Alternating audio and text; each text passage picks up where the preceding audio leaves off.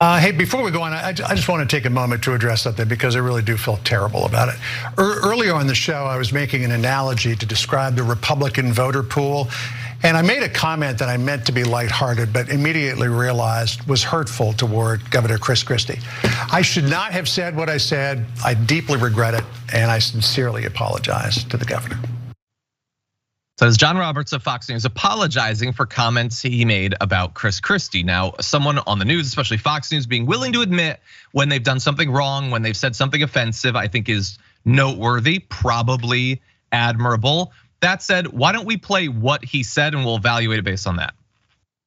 To use a modification of a metaphor that we were using in the panel earlier today, it's like you have two milkshakes, right? The Republican Party is two milkshakes. And this one, representing almost half the party, because that's what the polling shows, has got one straw in it, and that's Donald Trump's straw, right? And the other milkshake, which represents the non-Donald Trump part of the Republican Party, has how many straws in it now? And now we're gonna have Chris Christie's straw in there. And judging by Chris Christie's physical stature, he could drink a lot of that milkshake if he wanted to. But okay, so the guy in the middle like looked away. He didn't want to be involved. And then is that? I apologize. I'm not even trying the name of the woman in the blue dress. But she registered her disapproval vocally. So I like that. So he did apologize, JR. But the way that he apologized, he said, as soon as I said it, I realized that I shouldn't have. Which to me is the sort of thing you say when you like kind of accidentally insult someone. There was nothing accidental about it. It was a specific comment about his weight. That said, he did apologize. So how much credit do you think is kind of well thought out too? Like it was, this premeditated crime. The milkshake thing. This was a premeditated joke or analogy. It was supposed to be humorous in a way, and he was kind of paused and expected laughter. So yeah, I mean, maybe it was a thought process, but there can be those moments that I think he regretted it because he saw the response from maybe his co-host and was like, "Oh, this isn't landing. Now I regret it."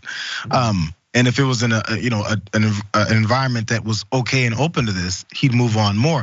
That's what this whole mob mentality is. That's why the Republican Party has gotten to this point anyway. Donald Trump saw some openings, exploited them, and said, I can run off of racism, bigotry, homophobia, and all this stuff. It's really easy. And he exploited it and went hardcore into it and then exploded. And more people were like, oh yeah, we can do that more now.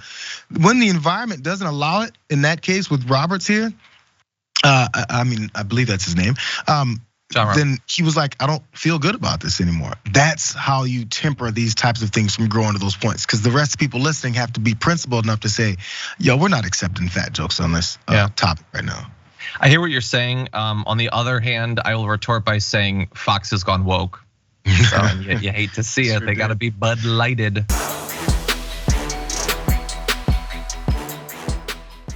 Check out the Damage Report podcast each day, wherever you get your podcasts, whether Pocket Casts or Stitcher or iTunes. You can join me as I give you the news and stories you want, with a range of co-hosts and interview guests jumping in on the fun each day. Again, that's the Damage Report, wherever you get your podcasts. And if you get them at iTunes, don't forget to rate and review. Sometimes I'll read them live on the show.